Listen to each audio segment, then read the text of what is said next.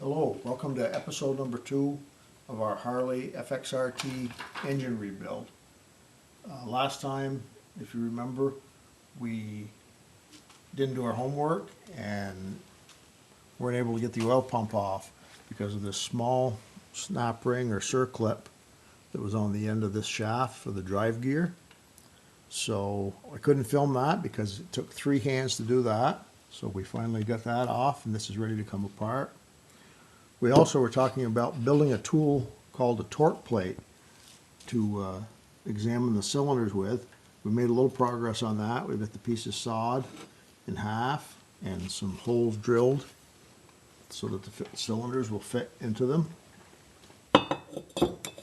And now we've got holes center punched. We've got to drill our holes for the bolts, and we'll make a little more progress on that for next time. So let's see if we can get that oil pump off. Okay.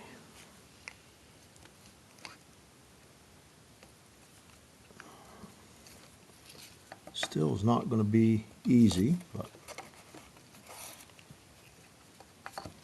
we don't want to damage this gear, but we'll see if we can grab that with these pliers just a little bit.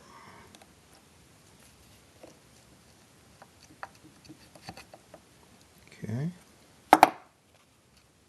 Now I'm going to put this facing up.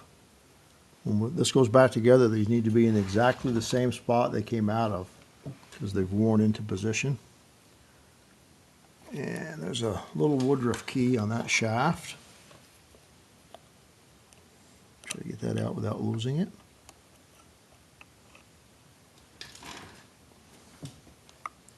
Easier said than done.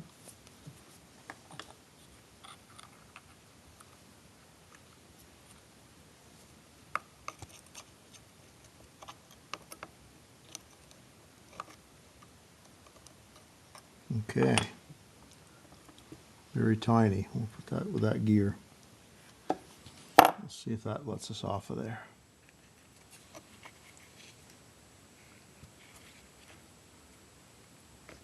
Okay, the other gear's coming out the back with it.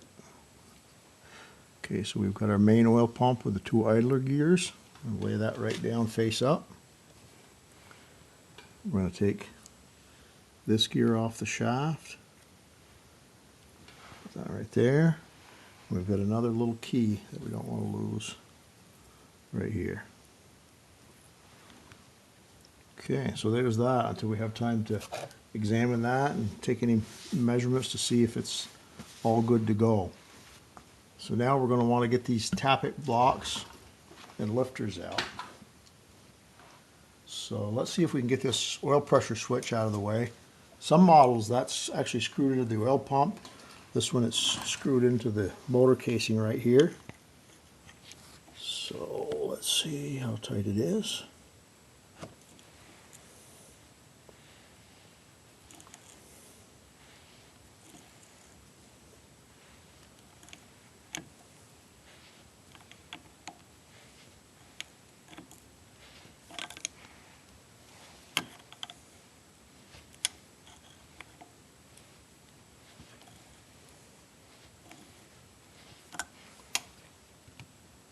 Well, that's going to be a tool all the way, I guess. It's I thought it was probably a pipe thread and it would probably start going easier.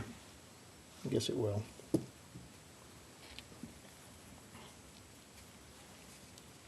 Well, there's a washer setting behind here that must have fallen down years ago from something else that we've worked on. So there's our oil pressure switch. And now we've got a tappet oil screen under this screw. Let's see if we can get that out of the way.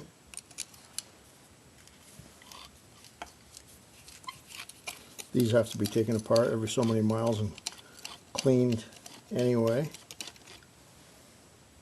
There should be a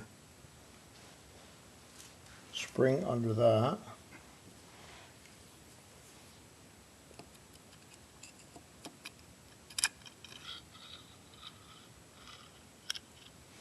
There's the screen and the spring. Put that right with this cover. Okay, let's work on these tappet blocks. These got a strange little nut. It actually takes a 1/4 inch 12-point socket, which I had to borrow because all of mine are 6-point. That fits on there just right.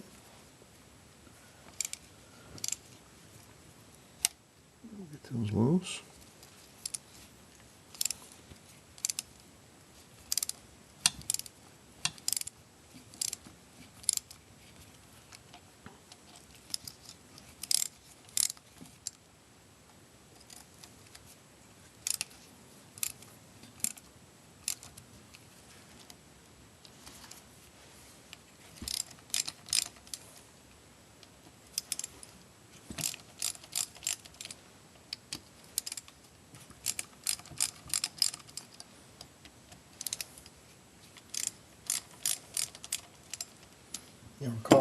I'm calling these tappet blocks. The tappets are just the hydraulic lifters that ride on the camshaft and transfer the motion up to the push rods, which in turn obviously go up through and open and close the valves. Keep the screws in order in case there are different lengths.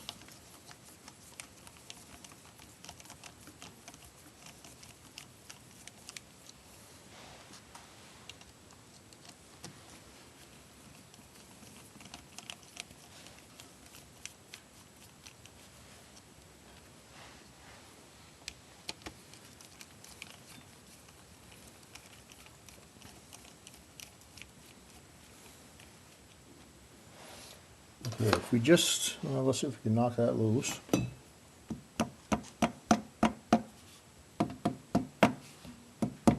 Alright. Now if we just lift this guide off of here, the lifters are going to drop down into the gear case, which we could retrieve them because we're going to be taking this apart.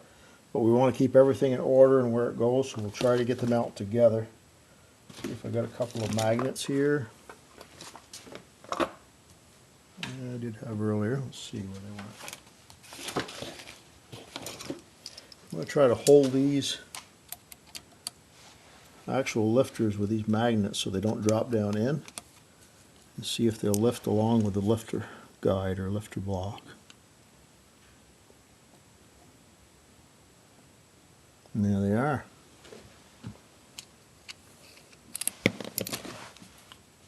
See, these are roller tappets. That roller rides on the camshaft and moves up and down to actuate the push rods. We'll clean that up after and check those for wear, but for now we'll keep them like that so they stay in the same order they came out in. See if we get lucky enough to get the other side out in one piece like that.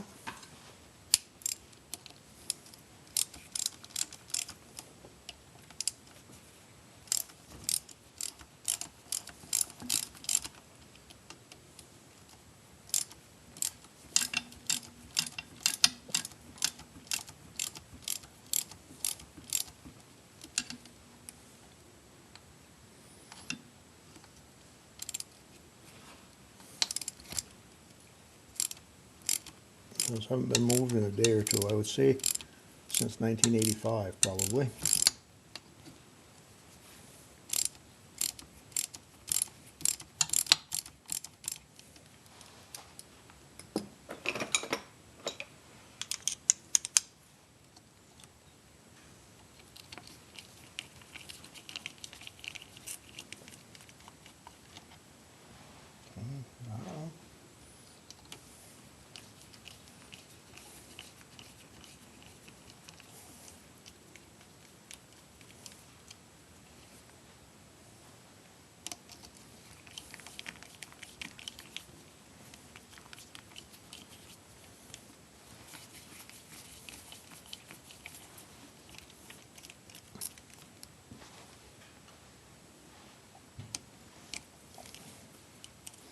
Normally you could use rags to cover all these cavities if you were working on just the lifters or just the pistons. The reason I'm not worried about it is because we're tearing everything all completely down, so if a little bit of dirt or something happens to drop down in there, we're going to be able to retrieve it. You don't want to pry on any of this stuff or you're going to just create oil leaks, so just take your time and tap stuff free. try the little magnet trick again and see if that works twice in a row for us.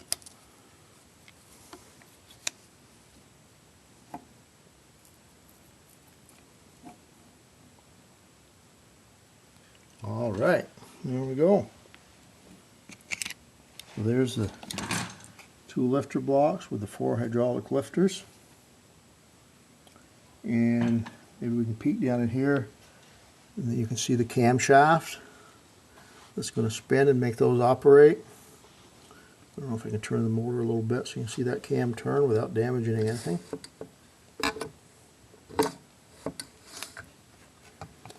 Alright, we got that far without breaking anything. So next time we will try to make a little more progress on our torque plates, and we'll be taking this nose cone off, this gear case cover, and removing the camshaft and whatever else we need to get out of the way to be ready to tear these crank cases apart.